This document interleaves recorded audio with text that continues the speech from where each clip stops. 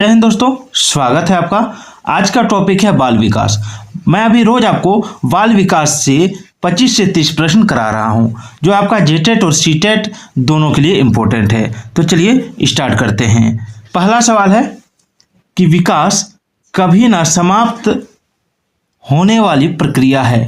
यह विचार किससे संबंधित है? विकास जो है कभी ना समाप्त होने वाली प्रक्रिया है। यह विचार किससे संबंधित है? ऑप्शन है अंतर संबंध का सिद्धांत, निरंतरता का सिद्धांत, एकीकरण का सिद्धांत, अंतःक्रिया का सिद्धांत। देखिए सीटेट 2011 में पूछा गया सवाल है ये। तो देखिए विकास कभी ना समाप्त होने वाली प्रक्रिया है। यह जो सिद्धांत है, यह सिद्धांत आपका है निरंतरता का सिद्धांत। ठीक है, प्रिंसिपल ऑफ कंटिन्यूटी याद रखिएगा। अगला सवाल देखिए। अगला है निचली कक्षाओं में शिक्षण की खेल पद्धति मूल रूप से किस पर आधारित है?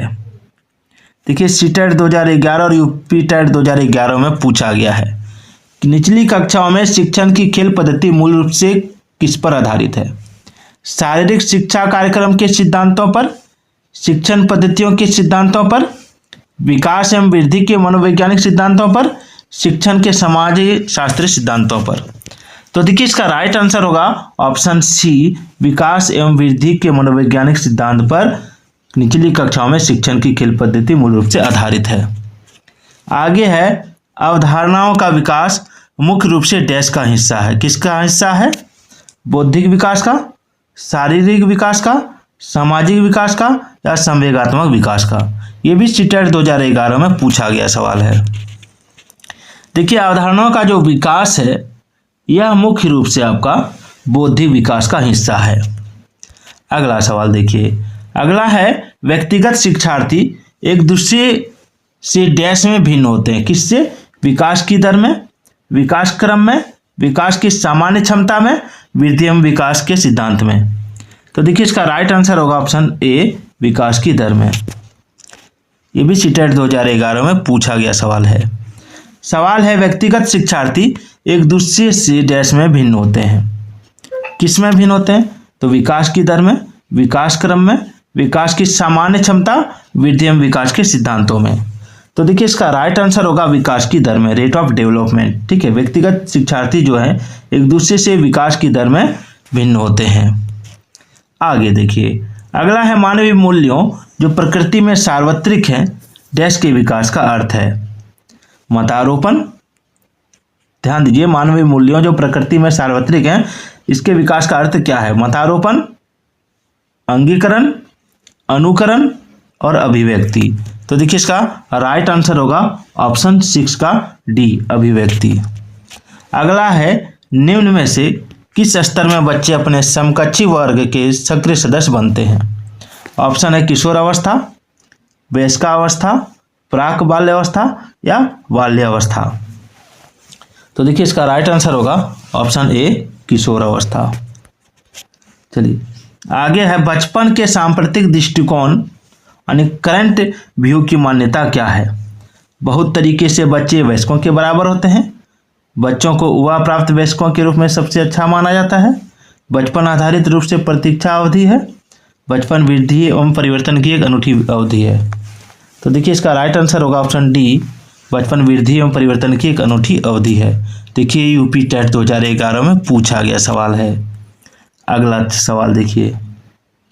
अगला शिक्षक को ज्ञान होना चाहिए। किसका ज्ञान होना चाहिए? अध्यापन विषय का, बाल मनोविज्ञान का, शिक्षा संहिता का या अध्यापन विषय एवं बाल मनोविज्ञान का। तो देखिए इसका राइट आंसर होगा आपका ऑप्शन डी, अध्यापन विषय एवं बाल मनोविज्ञान का। ठीक है, ऑप्शन डी। चलिए अगला सवाल देखिए। अगला सवाल है शिक्षक एवं विद्यार्थी के मध्य संबंध कैसा होना चाहिए? स्नेह का, विश्वास का, सम्मान का, ये सभी का। तो देखिए शिक्षक एवं विद्यार्थी के बीच स्नेह का भी संबंध होना चाहिए, विश्वास का भी होना चाहिए, सम्मान का भी होना चाहिए, यानी ये सभी हो जाएगा। देखिए यूपी टेट में पूछा गया सवाल है। अगला विकास के संदर्भ में निम्न में से कौन सा कथन सत्य नहीं है? विकास की प्रत्येक अवस्था में अपने खतरे हैं। विकास उकसाने बढ़ावा देने से नहीं होता है। विकास सांस्कृतिक परिवर्तनों से प्रभावित होता है। विकास की प्रत्येक अवस्था की अपनी विशेषताएं होती है। क्या होगा? तो आंसर हो जाएगा ऑप्शन बी। ये कथन जो है सत्य नहीं है कि विकास उकसाने और बढ़ावा देने से नहीं होता है। चलिए अगला सवाल देखिए। अगला सवाल है, निम्न में से कौन सा विकासात्मक कार्य उत्तर बाल्यावस्था के लिए उपयुक्त नहीं है? निम्न में से कौन सा विकासात्मक कार्य उत्तर बाल्यावस्था के लिए उपयुक्त नहीं है? सामान्य खेलों के लिए आवश्यक शारीरिक कुशलताएं सीखना, ये तो बाल्यावस्था के लिए उपयुक्त है। पुरुषोचित या स्त्रियोचित सामाजिक भूमिकाओं को प्राप्त करना, यही जो है ये आपका उत्तर बाल्यावस्था के लिए उपयुक्त नहीं है। चलिए आगे देखिए, विकास का अर्थ क्या है? विकास का अर्थ क्या है? परिवर्तनों की उत्तरोत्तर श्रृंखला, अभिप्रेरणा के फलस्वरूप होने वाले परिवर्तनों की उत्तरोत्तर श्रृंखला, अभिप्रेरणा एवं अनुभव के फलस्वरूप होने वाले परिवर्तनों की उत्तरोत्तर श्रृंखला, परिपक्वता एवं अनुभव के फलस्वरूप होने वाली परिवर्तनों की श्रृंखला। तो देखिए इसका राइट आंसर होगा ऑप्शन डी, परिपक्वता एवं अनुभव के फलस्वरूप होने वाले परिवर्तनों की श्रृंखला। देखिए आरटेट 2011 में पूछा गया है।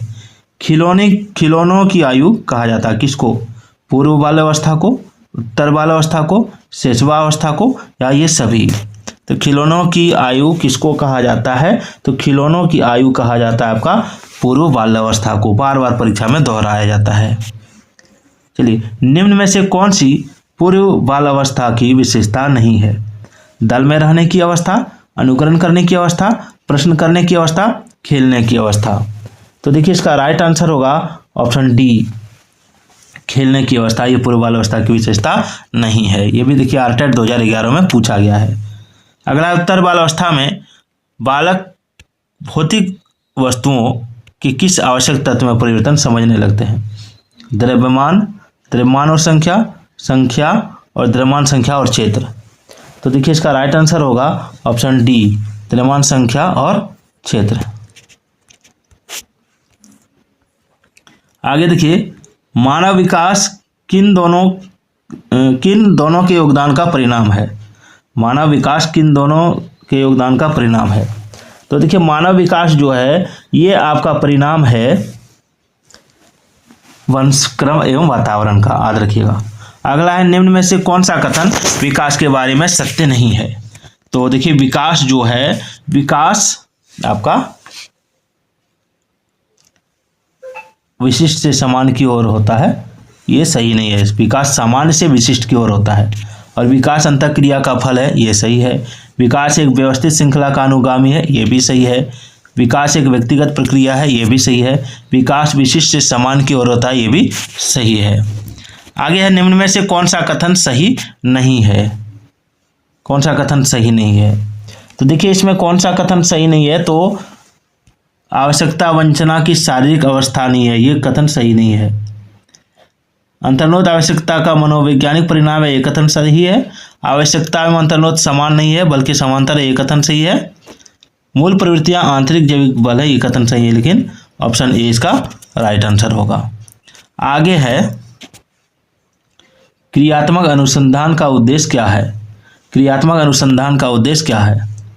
तो देखिए क्रियात्मक अनुसंधान यानी एक्शन रिसर्च, क्रियात्मक अनुसंधान का जो उद्देश्य होता है वो होता है आपका विद्यालय तथा कक्षा की शैक्षिक प्रणाली में सुधार लाना। आगे है, शर्म तथा गर्व जैसी भावना का विकास किस अवस्था में होता है? शर्म तथा गर्व जैसी भावना का विकास ये होता है आपका, शर्म और गर्व किस अवस्था में होगा? तो देखिए शर्म और गर्व होगा आपका बाल्यावस्था में। देखिए CGTET 2011 में पूछा गया था। शैशवावस्था की मुख्य विशेषता क्या नहीं है? तो देखिए शैशवावस्था की मुख्य विशेषता आपका चिंतन प्रक्रिया, ये शैशवावस्था में चिंतन प्रक्रिया नहीं होती है।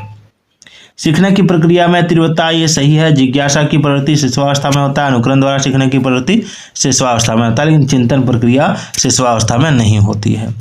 आगे है, किस मनोवैज्ञानिक के अनुसार विकास एक सतत और धीमी प्रक्रिया है? किस मनोवैज्ञानिक के अनुसार विकास एक सतत और धीमी प्रक्रिया है? तो ये हो जाएगा स्किनर के अनुसार।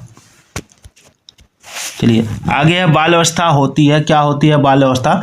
तो बाल्यावस्था जो होती है ये होती है आपका 12 वर्ष तक बाल्यावस्था होती है। विकास में वृद्धि से तात्पर्य क्या है? तो देखिए विकास में वृद्धि से तात्पर्य होता है आपका आकार, सोच, समझ, कौशलों में वृद्धि। तो वीडियो कैसी लगी कमेंट जरूर कीजिएगा।